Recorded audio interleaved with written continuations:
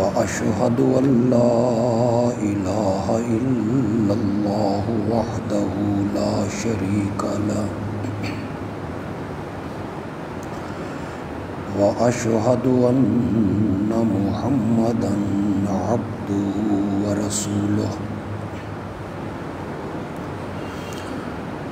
أما بعد فأعوذ بالله من الشيطان الرجيم بسم الله الرحمن الرحيم محمد رسول الله والذين معه أشداء على الكفار رحماء بينهم تراهم ركعا سجدا يبتغون فضلا من الله ورضوانا سيماهم في وجوههم من أثر السجود ذلك مثلهم في التوراة ومثلهم في الإنجيل اللهم صل على سيدنا ومولانا محمد النبي الأمي وعلى آله وأصحابه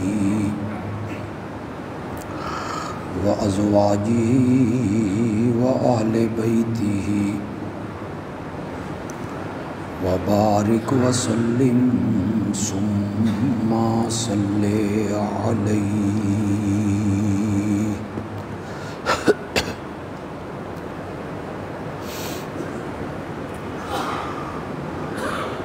گزشتہ خطبات میں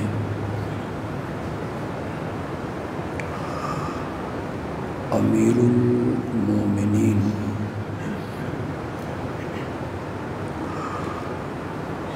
حضرت سیدنا فاروق اعظم رضی اللہ تعالی عنہ کی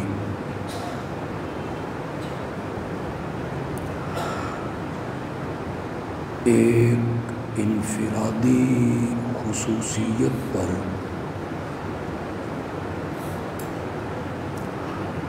میں نے گفتگو کی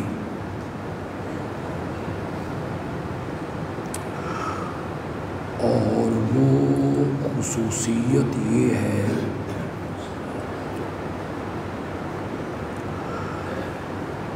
کہ کئی مرتبہ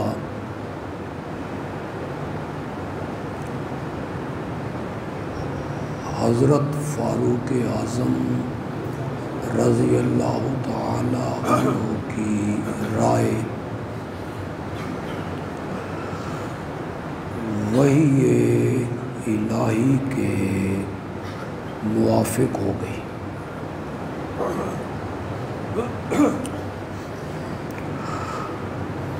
جو مشورہ انہوں نے دیا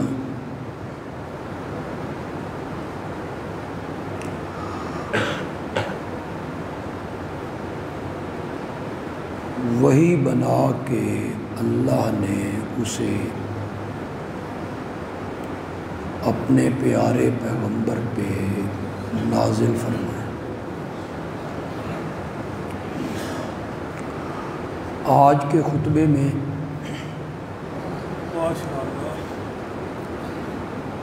میں حضرت عمر رضی اللہ تعالی عنہ کی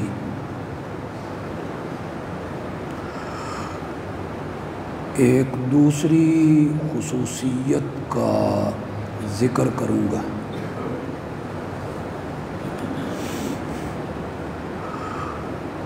اور وہ خصوصیت ہے اللہ کی توحید کے ساتھ محبت،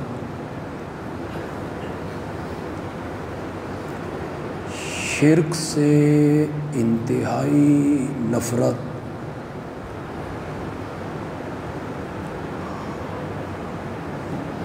اور شرکیہ عمل اس میں ان کی دور رس نگاہ،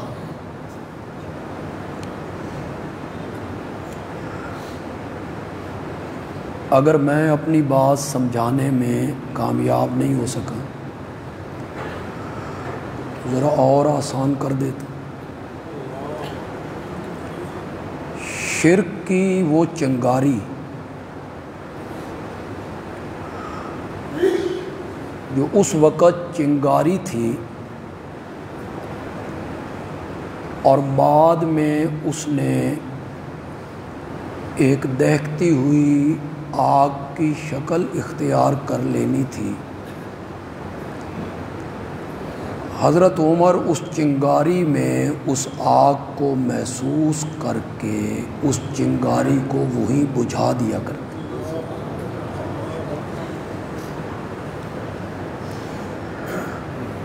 ویسے تو میرے پیارے پیغمبر کے جتنے صحابہ ہیں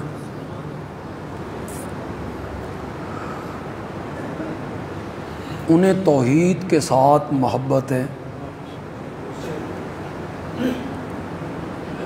اور شرک سے وہ انتہائی متنفر تھے۔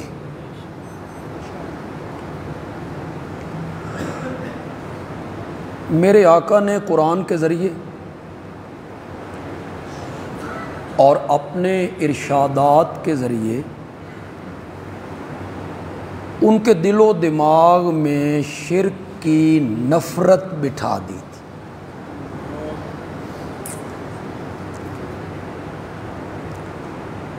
قرآن نے کہا شرک کے علاوہ جتنے گناہ ہیں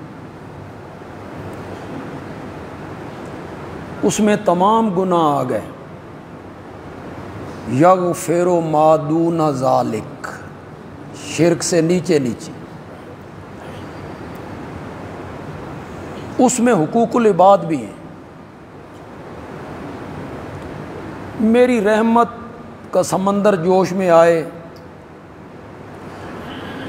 تو وہ بندوں کا حق میں اپنی رحمت سے اس بندے کو ادا کر دوں۔ شرک سے نیچے نیچے جتنے گناہ ہیں اگر میں چاہوں گا تو انہیں معاف کر دوں گا، لیکن شرک والے گناہ کو میں نے معاف نہیں کروں۔ قرآن نے فیصلہ کیا،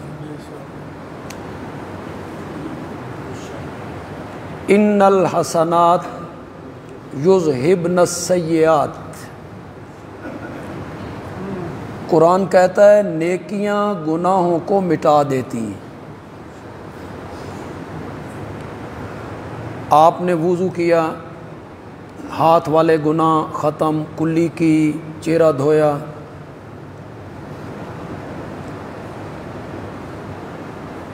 ایک نماز کے بعد دوسری نماز کے انتظار میں بیٹھ گئے، وضو کر کے گھر سے چلے، ہر قدم پہ گناہ چڑھتے گئے۔ نیکیاں گناہوں کو ختم کر دیتی اور رحمت میرے اللہ کی دیکھیے کہ کوئی گناہ نیکی کو ختم نہیں کرتا، حالانکہ ہونا یہ چاہیے تھا کہ جس طرح گناہ نیکیوں کو ختم کرتے ہیں، نیکیاں گناہوں کو ختم کر دیتی ہیں، گناہ نیکیوں کو ختم کرتے، لیکن گناہ جو ہیں وہ نیکیوں کو ختم نہیں کرتے، اور نیکیاں گناہوں کو ختم کر دیتی۔ لیکن شرک والا جو گناہ ہے، شرک والا جو گناہ ہے یہ نیکیوں سے ختم بھی نہیں ہوتا، اور شرک کا گناہ باقی نیکیوں کو بھی کیا کر دیتا ہے؟ حابطت اعمالہم فلا نقیم لہم یوم القیامت وزنا۔ شرک ناقابل معافی جرم ہے، یہ میرے نبی نے نفرت بٹھائی صحابہ کے ذہن میں تاکہ وہ شرک کے قریب نہ جائیں، بچ جائیں شرک سے۔ پھر قرآن نے کہا ہر گناہ گار کا تم جنازہ پڑھ سکتے ہو، اس کی مغفرت کی دعا بھی مانگ سکتے ہو۔ میں اب گناہوں کی تفصیل میں چلا جاؤں تو شاید آپ کسی غلط فہمی میں مبتلا ہو جائیں گے، لیکن صرف شرک کی نحوست کو سمجھانے کے لیے کہنا چاہتا ہوں، باپ کا قاتل ہے مومن، کلمہ پڑھتا ہے، اس کا جنازہ پڑھنے سے شریعت نے منع نہیں کی، اس کی مغفرت مانگنے سے شریعت نے منع نہیں کی۔ زنا ہے، کسی محرم کے ساتھ زنا کیا، شریعت اس کے جنازہ پڑھنے سے نہیں روکتی، اس کے لیے مغفرت طلب کرنے سے شریعت نہیں روکتی۔ جتنے غلیظ ترین گناہ ہیں کہ جن کا ذکر کر کے گھن آتی ہے، طبیعت متلا جاتی ہے وہ مومن کلمہ پڑھتا ہے، شریعت نے اس کا جنازہ پڑھنے سے منع نہیں کی۔ لیکن جب مشرک کی بات آئی تو قرآن نے پابندی لگائی، ما کان للنبی والذین آمنوا ان یستغفروا للمشرکین ولو کانوا اولی قربا، ولو کانوا اولی قربا۔ یہ ذرا مشکل سی نا، اگرچہ وہ قریبی رشتہ داری کیوں نہ ہو، باپ ہو، چچا ہو، ماموں ہو، بیٹا ہو، بھائی ہو، پڑوسی ہو، کلیگ ہو، قریبی رشتہ دار ہو، اگر شرک کا ارتکاب کیا اور بغیر توبہ کیے معاف مر گیا، اللہ نے فرمایا ما کان للنبی والذین آمنوا، کسی نبی کو مناسب نہیں، کسی مومن کو مناسب نہیں ان یستغفروا للمشرکین، کہ وہ بخشش طلب کریں، کس کے لیے؟ یہ قرآن ہے، قرآن میرے متعلق نہ کہنا بے شدت کر رہا ہے اور مولوی ہوندے ہی شدت والے نے، یہ قرآن ہے۔ ہمارا کام ہے آپ کو بتانا، سمجھانا، ماننا نہ ماننا آپ کی مرضی ہے۔ قیامت کے دن آپ جواب دیں، کم از کم یہ تو نہیں نہ کہیں گے کہ سن پتہ کو نہیں سی، اس لیے میں آپ کو سمجھا رہا ہوں۔ مشرک کے لیے مغفرت طلب کرنی، اس سے شریعت نے کیا کیا؟ منع۔ کسی موحد بندے کو مشرک کے لیے مغفرت طلب نہیں کرنی چاہیے کہ یا اللہ اسے معاف کر دے، اتنا جملہ نہیں کہنا۔ تو کیوں نہیں کہنا یہ شاید میں ہی بتاؤں گا۔ اتنا جملہ کہنے سے فرق کیا پڑتا ہے؟ مولا معاف کر دے اس کو، تو معاف نہ کری، میں نے کہہ لیا ہے، عذرائے مروت کہہ لیا ہے، اللہ نے فرمایا نہیں، تو میرا مومن بندہ ہے، تیرے نال میری دوستی ہے، تو میرا دوست ہے، دوست، تیرا میرا جھگڑا چنگا نہیں لگتا، تیرا میرا جھگڑا چنگا نہیں لگتا، میں عرش سے کہوں میں نے اس کو معاف نہیں کرنا، تو فرش سے کہے اس کو معاف کر دے، نہیں، تو بھی فرش پہ وہی بات کر جو عرش پہ میں کر رہا ہوں۔ تو میرا دوست ہے، تو میرا موحد بندہ ہے، تیرا میرا جھگڑا چنگا نہیں۔ شرک کی نفرت بٹھائی میرے نبی نے صحابہ کے ذہنوں میں تاکہ یہ شرک سے بچیں۔ ایک صحابی سے کہا لا تشرک باللہ وَإِن قُتِلْتَ أَوْ حُرِّقْتَ، اللہ کے ساتھ کسی کو بھی شریک نہ بنا، اگرچہ تجھے قتل کر دیا جائے یا تجھے زندہ جلا دیا جائے، تجھے زندہ جلا دیا جائے، تجھے قتل کر دیا جائے، پھر بھی میں اللہ کے ساتھ کسی کو شریک ہو نہ بنا۔ تو شرک کی نفرت میرے نبی نے بٹھائی تاکہ میرے یار، میرے ماننے والے شرک کے قریب ہو نہ جائیں، شرک والے اعمال نہ کریں، شرکیہ عمل نہ کریں۔ اب کچھ نئے لوگ آئے ہوں گے، وہ کسی مخمصے میں شکار ہو جائیں گے کہ بھائی کچھ ہمیں بتاؤ بھی صحیح کہ شرک کیا ہوتا ہے، تاکہ ہم اس سے بچ جائیں، پرہیز کریں۔ تو یہ ایک تفصیل طلب موضوع ہے، ایک خطبے یا دو خطبوں کا تو یہ متحمل بھی نہیں ہے، لیکن میں صرف ایک حدیث پیش کر کے آپ کو سمجھا دوں گا کہ شرک کیا ہوتا ہے۔ فرمان میرے نبی کا ہے، ایک شخص آیا، اس نے کوئی بات کی اور اس کے منہ سے ایک جملہ نکلا، ما شاء اللہ و ما شاء محمد، اسی طرح ہوگا جس طرح اللہ چاہے گا اور جس طرح یہ جملہ اس نے کہہ دیا۔ یہ میں حدیث سے پڑھ رہا ہوں، علماء سے جا کے تحقیق کیجیے۔ کیا جملہ نکلا جی؟ ما شاء اللہ و ما شاء محمد، ہوگا وہی جو اللہ چاہے گا اور ہوگا وہی جو اللہ کے نبی چاہیں گے۔ یہ جملہ اس کی زبان سے نکلا۔ ذرا اپنے معاشرے پہ نظر دوڑائیے، اپنے ارد گرد دیکھیے، ماحول کو دیکھیے، کیا ایسے جملے سننے کے لیے آپ کو نہیں ملتے؟ نہیں ملتے۔ اللہ تے اللہ دا نبی خیر کرے گا، اللہ تے اللہ دے نبی دے حوالے کیا بسوں کے ماتھے پہ نہیں لکھا ہوا اللہ نبی وارث؟ اللہ نبی وارث، اللہ بھی وارث، نبی بھی وارث۔ پتہ نہیں شرک کس کا نام ہے؟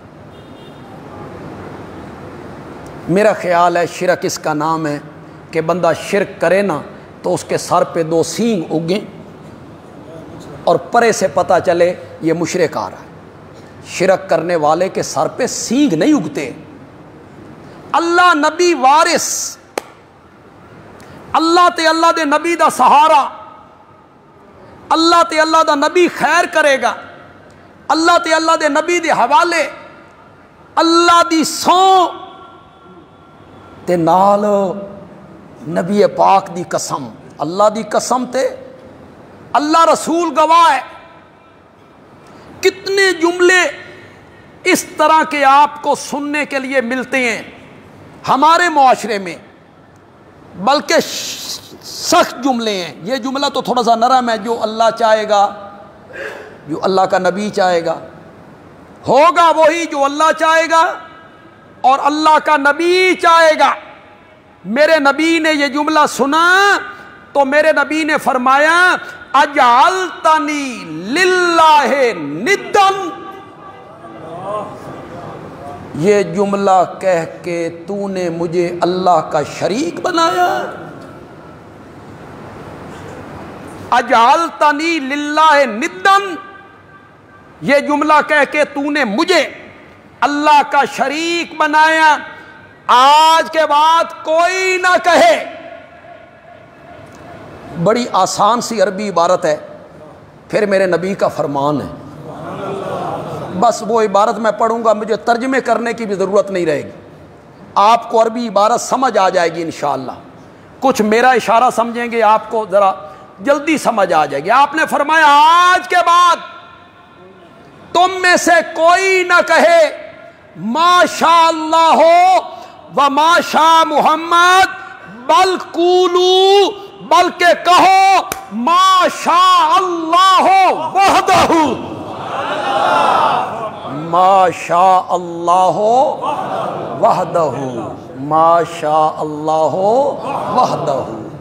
ہوگا وہی جو اللہ اکیلا چاہے، اللہ اکیلا چاہے، ہوگا وہی جو اللہ اکیلا چاہے. مخالفین آتے تھے، کہتے تھے اے ساڈے سوال نے جواب دیو. آپ فرماتے کل آنا، کل جواب دوں گا. کل آ گئی، وہ آ گئے، ادھر سے پیغام نہ آیا، جواب نہ آیا. آپ نے فرمایا کل آنا، کل آنا، کل آنا، کل آنا. کوئی تفسیر آپ کو ملے تو 15ویں پارے میں سورت کہف کا شان نزول پڑھیے گا. کوئی سی تفسیر اٹھائیے، سورت کہف کیوں اتری تھی، اس کا شان نزول کیا ہے، پڑھیے گا. 15 دن گزر گئے. کتنے دن؟ پروپیگنڈا ہونے لگ گیا. مخالف تو مخالف ہوتے، کسی کی زبان آپ بند کر سکتے.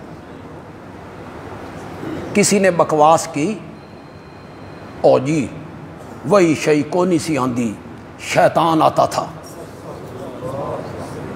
وہ اب نہیں آ رہا. مخالف جو ہوئے، دوسرے نے بکواس کی، تمسخر اڑایا، کچھ سنیا جے محمد دا رب اس تو رس گیا، ناراض ہو گیا، چھوڑ گیا. کل کل کرتے 15 دن گزر گئے. 15 دنوں کے بعد جبریل آیا. میرے نبی نے پہلا سوال کیا ما فعل بک یا جبریل،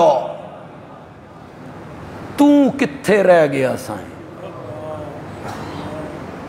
تین کی بن گیا. اس نے کہا یا رسول اللہ آپ کیا سمجھتے ہیں اپنی مرضی سے آتے ہیں؟ ہم تو اپنے پروں کو بھی حرکت نہیں دے سکتے جب تک اس کا حکم نہ ہو. وہ بھیجتا ہے تو آ جاتے ہیں، نہیں بھیجتا تو ہم نے کیسے آنا ہے؟ اللہ نے پہلے اپنے نبی کو تسلی دی. پریشان تھے نا نبی پاک، پروپیگنڈا ہو رہا تھا، رب رس گیا، ناراض ہو گیا، چھوڑ گیا. اللہ نے پہلے تسلی دی والضحیٰ واللیل اذا سجا ما ودعک ربک وما قلی. مجھے سورج کے چڑھنے کی قسم ہے، مجھے رات کی قسم ہے، جب وہ چھا جاتی ہیں پھر اندھیرا ہی اندھیرا ہو جاتا ہے. میں 2 قسمیں اٹھا کے آپ کو یقین دلاتا ہوں، ما ودعک ربک وما قلی. تیرا رب تجھ سے ناراض بھی نہیں ہوا، تجھے چھوڑا بھی نہیں ہے. ما ودعک ربک وما قلی، پہلے تسلی دی، پھر وحی کے نہ آنے کی وجہ بیان کی. اٹھاؤ سورت کاف، 15واں پارہ اٹھاؤ اور سورت کاف کا دوسرا یا تیسرا رکوع اٹھاؤ، جاؤ گھروں میں ترجمہ دیکھو. اللہ نے فرمایا وَلَا تَقُولَنَّ.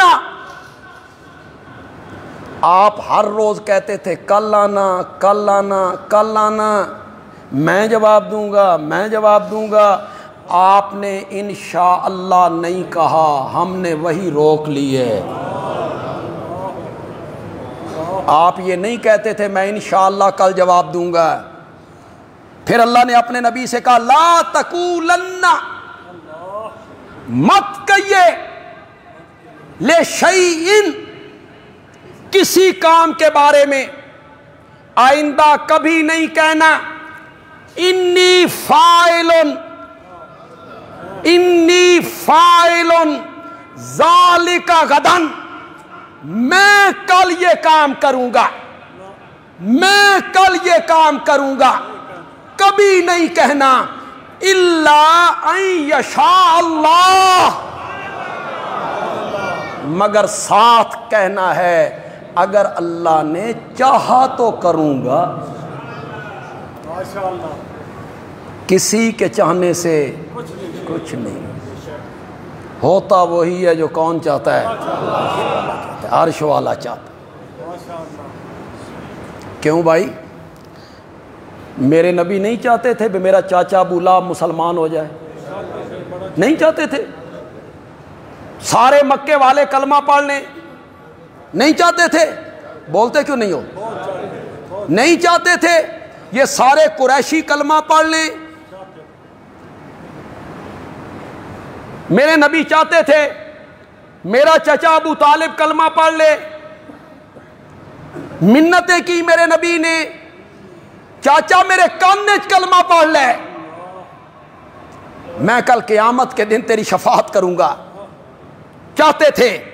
قرآن بولا، سورت قصص ہے، اللہ تمہیں قرآن کے قریب لائے. قصے سناتے رہتے ہو، کہانیاں سناتے رہتے ہو، معجزے سنا کے اختیار ثابت کرتے رہتے ہو. سناتے معجزے ہو، ثابت مختار کل ہونا کرتے رہتے ہو معجزوں سے. سنو قرآن نے کیا کہا. قرآن نے کہا انکا لا تہدی. تھوڑا جا مانا کرو یار میرا. انا بے شک، کا آپ، کا آپ، بے شک آپ، لا تہدی بے شک آپ نہیں ہدایت دے سکتے من اس کو احببتا جسے آپ پسند کرتے ہیں، جسے آپ چاہتے ہیں، جسے آپ پسند کرتے ہیں، آپ اس کو ہدایت نہیں دے سکتے. وَلَٰكِنَّ اللَّهَ يَهْدِي مَن يَشَاءُ، لیکن اللہ ہدایت دیتا ہے جس کو. نبی پاک تو چاہتے تھے کہ سارے مسلمان ہو جائیں. ان شرکیہ جملوں سے اپنے آپ کو محفوظ کیا کرو. میرے نبی نے ان جملوں کو شرکیہ جملوں میں شمار کی. تمہید میں گفتگو ذرا طویل ہو گئی. صحابہ کے دلوں میں شرک کے بارے میں نفرت پیدا کی میرے نے، قرآن کی آیتوں کے ذریعے، اپنے فرامین کے ذریعے انہیں پڑھایا، بتایا، سمجھایا کہ شرک غلیظ ترین گناہ ہے، اس کی نحوست سے اپنے آپ کو بچاؤ. سارے صحابہ کے دل میں شرک کی نفرت ہے، اور فاروق اعظم کی یہ خصوصیت ہے کہ شرک کی وہ چنگاری، چھوٹی سی چنگاری جس نے آگے جا کے بھڑکتی ہوئی آگ بننا تھا، حضرت عمر نے اس آگ کو اس چنگاری میں محسوس کیا اور اس چنگاری کو وہیں مدعی ختم کر دیتا، اس چنگاری کو بجھا دی. کیوں جی؟ یہ جب ہم آپ حج پہ جاتے ہیں، عمرے پہ جاتے ہیں، اللہ آپ کو لے جائے جو نہیں گئے ہیں، آپ بیت اللہ کا طواف کرتے ہیں تو طواف کی ابتدا میں، آغاز میں، طواف شروع کرتے ہوئے حجر اسود کو بوسہ دیں، چومنا ہے، اور اس چومنے کا حکم ہے، اس چومنے کا حکم ہے. انبیاء نے چوما، خود رحمت کائنات نے چوما صلی اللہ، آپ نے اس کا بوسہ لیا. حضرت سیدنا فاروق اعظم رضی اللہ تعالی عنہ حج کے لیے یا عمرے کے لیے بیت اللہ میں پہنچے، احرام باندھا ہوا ہے. نئے نئے جو لوگ مسلمان ہوئے تھے نا، نئے نئے کلمہ پڑھا تھا جنہوں نے، وہ بھی ساتھ ہیں. وہ جو بتوں کے پجاری تھے، وہ جو بتوں کو پوجتے تھے، بتوں کو چومتے تھے، ان کے سامنے سجدہ ریز ہوتے تھے، ان کی تعظیم کرتے تھے، وہ بھی ساتھ ہیں. اب حجر اسود کو بوسہ دینا ہے, طواف کا آغاز کرنا ہے. حضرت عمر کے دل میں آیا کہ میں اس پتھر کو جب چوموں گا تو یہ نئے نئے جو کلمہ پڑھنے والے لوگ ہیں یہ کہیں گے سن بتاں دی تعظیم تو منع کر دینے تے آپ پتھر نو چومن لگے ہوئے نے. ہمیں منع کرتے ہیں کہ بتوں کی تعظیم نہ کرو, ان کا بوسہ نہ لو, ان کے سامنے سجدہ ریز نہ ہو, وہ جھکو نہیں, اور یہاں جھکنا بھی ہے, بوسہ بھی لینا ہے. تو ان کے دلوں پہ کیا گزرے گی, یہ کیا سمجھیں گے. حضرت عمر حجر اسود کے قریب آئے, دل میں یہ خیال آیا تو 4 قدم پیچھے ہٹے, 4 قدم پیچھے ہٹ کر حجر اسود کو خطاب کیا.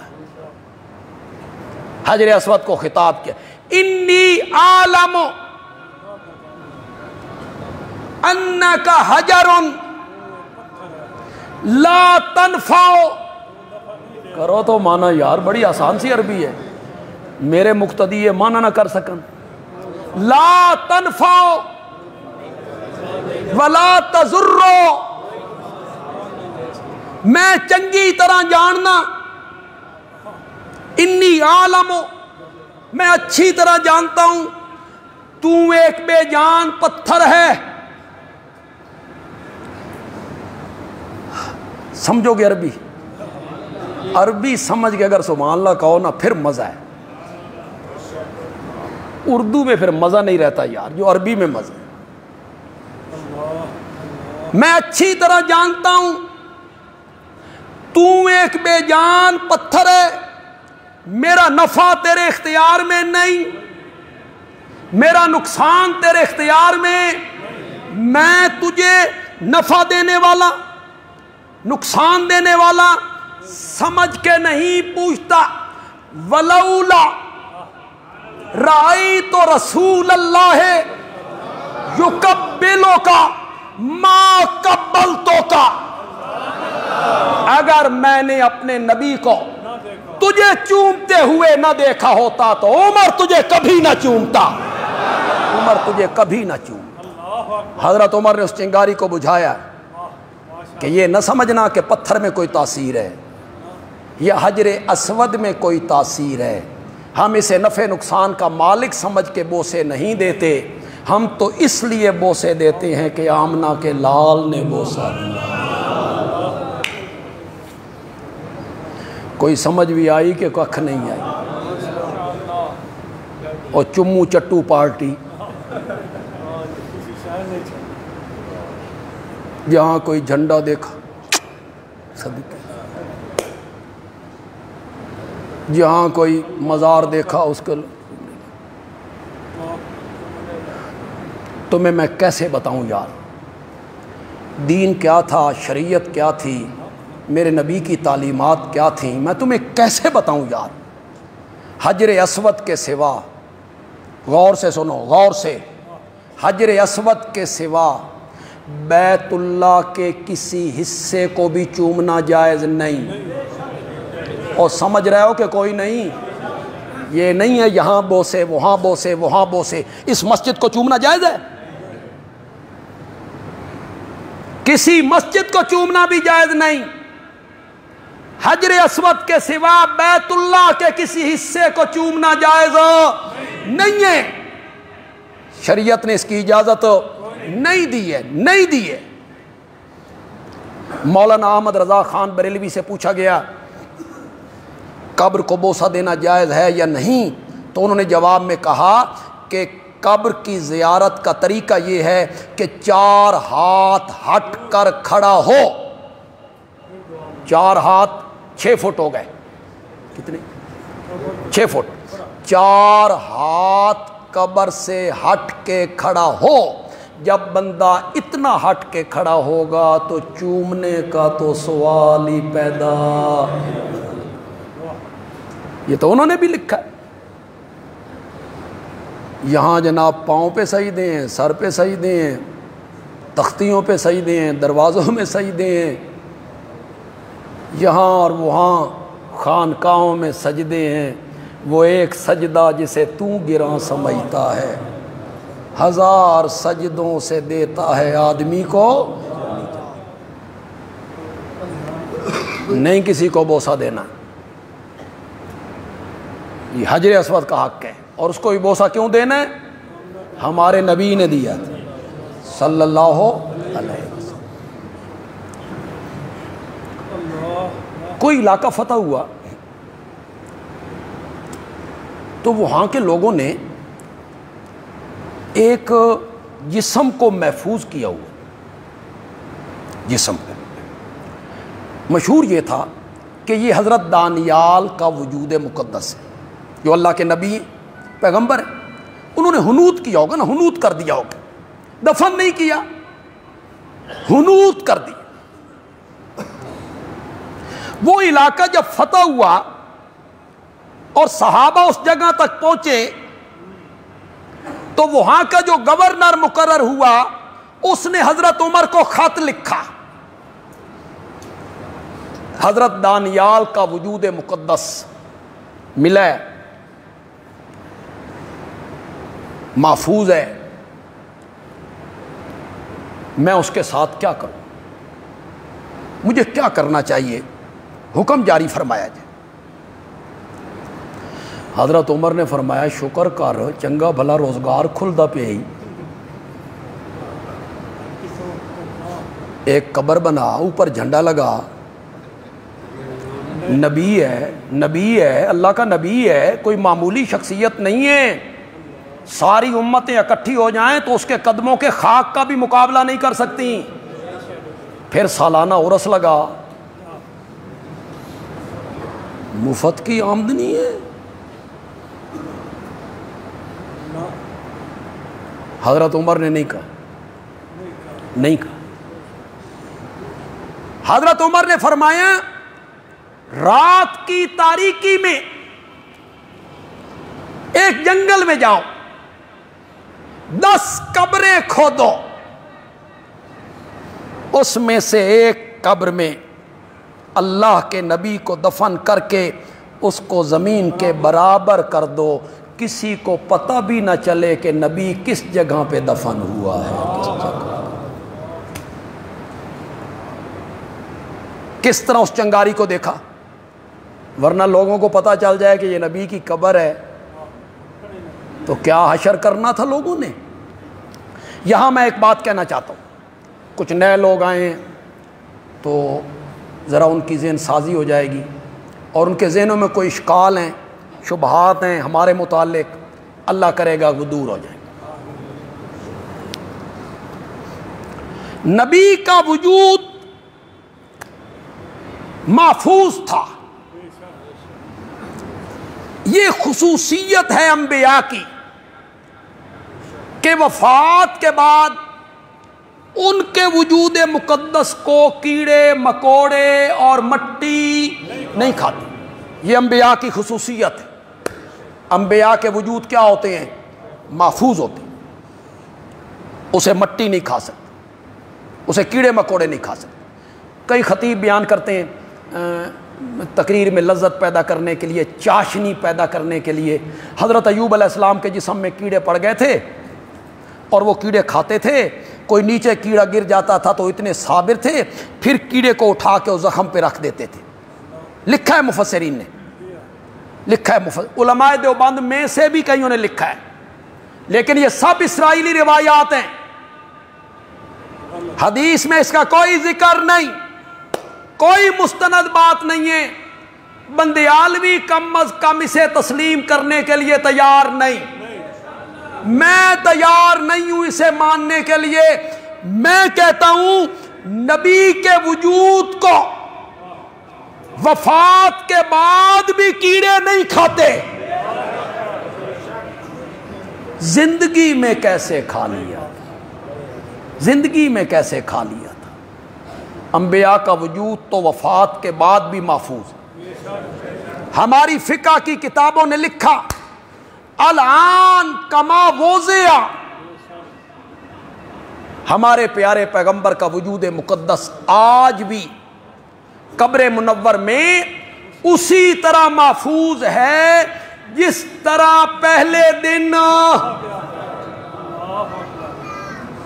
یہ جو علماء کئی خطبہ ہمارے مہربان، میں انہیں کیا کہہ سکتا ہوں، ممبر پہ بیٹھ کے ہمارے متعلق کہتے ہیں او جی یہ آخ دینے قبر کوئی شے کوئی نہیں، انا للہ، بلکہ یہ کہتے ہیں جی پتھر ہو گئے، انا للہ و انا الیہ راجعون. کچھ بھی نہیں ہے. اس سے مقصد کیا ہوتا ہے؟ لوگوں کو متنفر کرنا. اب آپ کو نبی پاک سے محبت ہے، پیار ہے، عقیدت ہے، تو آپ یہ سنیں گے بے بندیالوی نبی پاک دے متعلق اے گل کردا، توبہ توبہ اس دے نیڑے. مقصد ان کا یہ ہوتا ہے ان کے قریب نہ آئیں. اگر ان کے قریب چلے گئے تو ہم نے تو اینک لگانی ہے قرآن و حدیث کی. آپریشن کرنا ہے، آپریشن آنکھوں کا کرنا ہے آپریشن، پھر لگانی ہے اینک، پھر انہیں سب چیزیں نظر آنے لگ جائیں. تو وہ کہتے ہیں یہ اندھے رہیں، انہوں انا ران دیو، یہ ان کے قریب نہ جائیں، قرآن نہ سن لیں. یہ اس لیے وہ پروپیگنڈا کرتے ہیں. گستاخ ہیں جی، بے ادب ہیں جی، منکر ہیں جی، نبی کو نہیں مانتے، موعظے نہیں مانتے، کرامتیں نہیں مانتے، قبراں تے نہیں جان دیں دے. انا للہ. اور ان کی اپنی حالت کیا ہے؟ 10 محرم کو جاؤ قبر پہ، شب برات کو جاؤ قبر پہ. اپنی حالت کیا ہے؟ 10 محرم کو جاؤ، شب برات کو جاؤ. بندیالوی کہتا ہے 24 گھنٹے میں جب چاہو جاؤ. اس کے لیے کوئی دن مقرر نہیں. سال کے بعد جانا ہے، جب فرصت ملے، جب وقت ملے. کبھی کبھی قبرستان جایا کرو.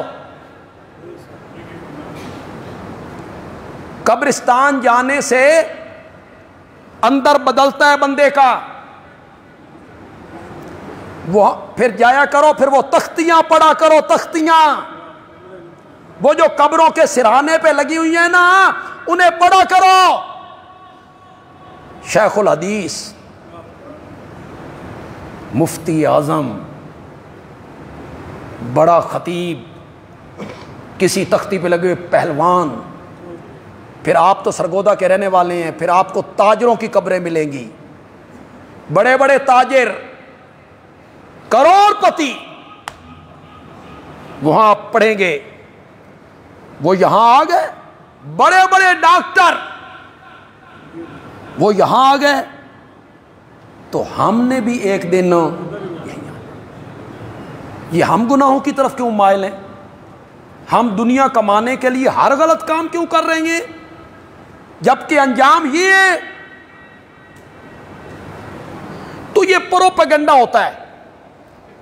یہ نہیں مانتے، وہ نہیں مانتے، یہ نہیں مانتے، یہ کہتے ہیں قبر میں کچھ نہیں ہے. خدا گواہ ہے، میں نے کئی مرتبہ یہ بات پہلے بھی کہی، آج بھی کہتا ہوں. میں ممبر پہ ہوں، جمعے کا دن نے نبی اکرم صلی اللہ علیہ وسلم کے وجود مقدس کو وفات کے بعد جو غسل دیا گیا، غسل دینے کے بعد آپ کے وجود مقدس کو پوچھا گیا اگر پانی کا کوئی قطرہ آپ کے وجود مقدس پر باقی رہ گیا تھا اور اس قطرے سمیت آپ کو دفن کیا گیا، وہ قطرہ بھی آج تک اسی طرح محفوظ ہے، اسی طرح محفوظ. الان کما وضع، الان کما وضع. میں اگر تشبیہ دوں کہ میرے آقا کا وجود کتنا تر و تازہ ہے، میں کس کے ساتھ تشبیہ دوں؟ میرے نبی کے وجود کی توہین ہو جائے گی، میرے نبی کے وجود مقدس کی توہین ہو جائے گی. صرف تمہیں سمجھانے کے لیے کہہ رہا ہوں، ورنہ یہ تشبیہ غلط ہے. صرف تمہیں سمجھانے کے لیے کہہ رہا ہوں. کعبہ کے رب کی قسم ہے، गुलाब का फूल अपनी टहनी पर और मछली समंदर में इतनी तरोताजा नहीं होती जितना कब्र मुनव्वर में मेरे नबी का वजूद मुकद्दस तरोताजा है।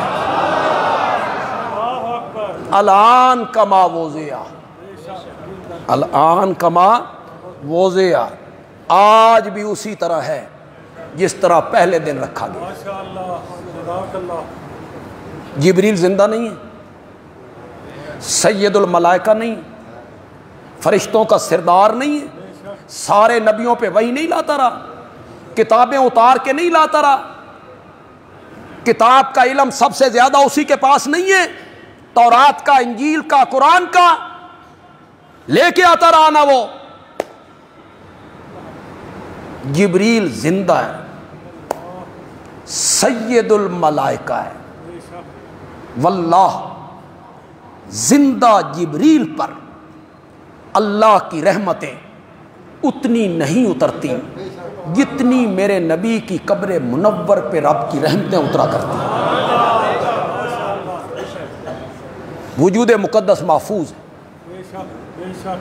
उसे कीड़े मकोड़े नुकसान नहीं पहुंचा सकते। रूह मुबारक आपकी जन्नतुल फिरदौस में, रूह इस जिस्म में नहीं है, रूह इस जिस्म में नहीं है, जिस्म यहाँ है और रूह मुबारक आपकी जन्नतुल। मैंने पिछले जुमे हजरत फातिमा का एक इरशाद आपको सुनाया था, मन जन्नतुल फिरदौस से। मेराज वाली रात जो गए, फरमाया मैंने एक मकान देखा, उससे बुलंद तरीन मकान को नहीं था, वो सबसे आला, सबसे अफजल, सबसे ऊंचा, सबसे बालातर था। मैंने जिब्रील से पूछा ये किसका है?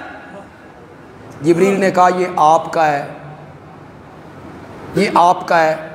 तो मैंने कहा जिब्रील ज़रा हटना, मैं अपना मकान अंदर से जाके देखना चाहता हूँ, मैं अपने मकान में जाना चाहता हूँ। जिब्रील ने कहा या रसूल अल्लाह, अभी आपकी दुनिया वाली जिंदगी बाकी है, जब दुनिया वाली जिंदगी खत्म हो जाएगी तो आप यहां तशरीफ लाएंगे। उठाओ हदीस की किताबें, उसमें इसका जिक्र नहीं है कि आप यहां तशरीफ लाएंगे।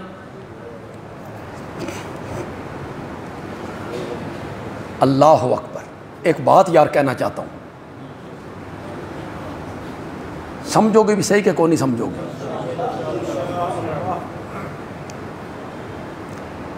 मिट्टी तो यार मेरे वजूद को भी नहीं खाती, नहीं खाती। मिट्टी तो असहाब काफ के जिस्म को भी नहीं खाया था। 309 साल सोए रहे थे। बात बड़ी पाए की करने लगा हूं, जो नौजवान बैठे हैं, तालीम याफ्ता लोग बैठे हैं, इसकी तय में थोड़ा सा उतरना है आपने, खुदा के लिए इसकी तय में उतरना है। मिट्टी तो मुझे भी नहीं खाती, मैं जमीन पे पलसेटे मारता रहूं, जमीन में रहूं, मुझे नहीं खाएगी। 309 साल असहाबे काफ के वजूद को मिट्टी ने नहीं खाया, नहीं खाया। क्यों नहीं खाती मुझे? क्यों नहीं खाया असहाबे काफ के वजूद को? इसलिए कि वहां जिस्म में रूह मौजूद है, मेरे जिस्म में रूह मौजूद है। असहाबे काफ के जिस्म में रूह मौजूद थी। जिस्म में रूह हो फिर मट्टी ना खाए, यह कोई कमाल नहीं है। कमाल मेरे नबी का ये है कि जिस्म में रूह भी कोई नहीं, मट्टी फिर नहीं खाती है। ये मेरे नबी का कमाल। इसकी एक मिसाल देना चाहता हूं। जुलेखा जिब्रील को कहती, जुलेखा बंद कमरे में जिब्रील को कहती है तलक, जिब्रील मैं तुझे दावत गुनाह देती हूँ। और जिब्रील कहता माज़अल्लाह, میرے کو امید نہ رکھی، کوئی کمال تھا؟ کیوں نہیں کمال؟ اس میں قوت شہوانی کوئی نہیں، اس میں عورتوں والی رغبت کوئی نہیں، اس میں مردوں والی شہوت کوئی نہیں، نور ہو کے بچ جائے، پتہ نہیں سمجھو کہ نہیں سمجھو، نور ہو کے بچ جائے، کوئی کمال نہیں۔ کمال یہ ہے بشر ہو، انسان ہو، 4000 مردوں کے برابر قوت ہو، بند کمرہ ہو، دروازے بند ہوں، روشن دان کھڑکیاں بند ہوں، مصر کا حسن دعوت دے ہے طلاق، اور یوسف بشر جواب میں کہے معاذ اللہ معاذ اللہ۔ کمال یہ ہے، بشر ہو کے بچے تو کمال یہ ہے، نور ہو کے بچے تو کیا کمال ہے؟ نور میں تو مردانہ قوت ہی کوئی نہیں۔ تو نبی کے وجود کو کیڑے مکوڑے مٹی، وجود تو اپنی جگہ پہ رہ گیا، ان کے کفن کو بھی نقصان نہیں پہنچا سکتا۔ کوئی نئے ساتھی یہاں آئے ہوں، وہ میری اس بات کو نوٹ کریں، میں ممبر پہ ہوں، مجھے اوپر سے بات کرنے کی کیا ضرورت ہے کہ اندر کچھ ہو اور باہر کچھ ہو؟ مجھے اس کی کیا ضرورت ہے؟ میری زبان پہ وہی بات آئے گی جو میرے دل میں۔ ہمارا یہ مسلک ہے کہ آپ کا وجود مقدس قبر منور میں قیامت تک تر و تازہ ہے، اسے کوئی چیز بھی نقصان نہیں پہنچا سکتی۔ حضرت دانیال کا جو وجود تھا وہ محفوظ تھا، نبی تھے نا، تو وجود محفوظ تھا۔ تو حضرت عمر نے پھر کیا سلوک کیا جی اس وجود کے ساتھ؟ اس کا کاروبار کیا؟ نہیں، ان کی قبر بنا کے مٹا دی، تاکہ نہ قبر کا پتہ چلے گا نہ ان قبروں کی پوجا پاٹ۔ قبروں ہی سے شرک نکلتا ہے جی، آغاز قبروں ہی سے ہوتا ہے۔ آپ میں جو سمجھدار لوگ ہیں، آپ میں جو پڑھے لکھے لوگ ہیں، تعلیم یافتہ لوگ، مجھے آپ 1,25,000 یا کم و بیش جتنے انبیاء آئے ہیں، مجھے آپ دنیا میں 10 نبیوں کی قبریں دکھائیں، دکھاؤ، صرف 10 نبیوں دکھاؤ قبر، ہیں کہیں؟ بولتے کیوں نہیں ہیں؟ کوئی کہیں نہیں۔ اللہ نے ان کو کیا کیا؟ محفوظ کیا، تاکہ قبریں محفوظ ہو جائیں اور ان کی پوجا پاٹ نہ ہو، یہاں لوگ میلے نہ لگائیں، سجدہ گاہ نہ بنا لیں۔ اسی لیے میرے نبی نے اپنی زندگی کے آخری لمحات میں کہا تھا اللہم لا تجعل قبری وثنا، مولا میری قبر کو بت نہ بنانا، یعبد، جس کی پوجا پاٹ شروع ہو، جس کی پوجا پاٹ شروع ہو، لوگ اس کی پوجا پاٹ کرنے لگ جائیں۔ میری قبر کو محفوظ کرنا، میری قبر کو بچانا۔ میری ماں ام المومنین سیدہ عائشہ رضی اللہ تعالی عنہا فرماتی ہیں اگر تمہارے نبی کی یہ مانگی ہوئی دعا میرے ذہن میں موجود نہ ہوتی تو میں تمہارے نبی کو ایک چٹیل میدان میں دفن کروا دیتی، تاکہ قیامت تک آنے والے لوگ اپنے پیارے پیغمبر کی قبر منور کی زیارت کرتے رہتے۔ لیکن نبی پاک کو خطرہ تھا کہ قبر کی پوجا پاٹ ہوگی، اس لیے آپ اپنے رب سے دعا کر رہے ہیں مولا میری قبر کو پوجا پاٹ سے۔ پھر اللہ نے بچایا کہ نہیں بچایا؟ کیسا محفوظ کیا آپ کی قبر منور کو؟ آپ کی قبر منور تک کوئی نہیں پہنچ سکتا، کوئی دروازہ نہیں ہے۔ یہ سب جھوٹ بولتے ہیں میں قبر منور کے اوپر تک گیا، نہیں، قبر منور تک پہنچنے کا کوئی ذریعہ نہیں ہے، کوئی تصور نہیں ہے۔ اللہ نے میرے نبی کی دعا کو قبول کیا اور میرے نبی کی قبر منور کو رب نے محفوظ کر دیا ہے۔ درس قرآن انشاءاللہ مغرب کی نماز کے بعد 18 بلاک کی مسجد میں حسب سابق ہر ہفتے ہوتا ہے، ہر جمعے کو ہوتا ہے، مغرب سے عشاء تک 1 گھنٹہ اللہ کے قرآن کے لیے آپ وقف کریں، ذہن بنائیں۔ جو نئے لوگ ہیں جو کبھی نہیں آئے وہ ایک دفعہ ضرور آئیں، اس درس میں شامل ہوں۔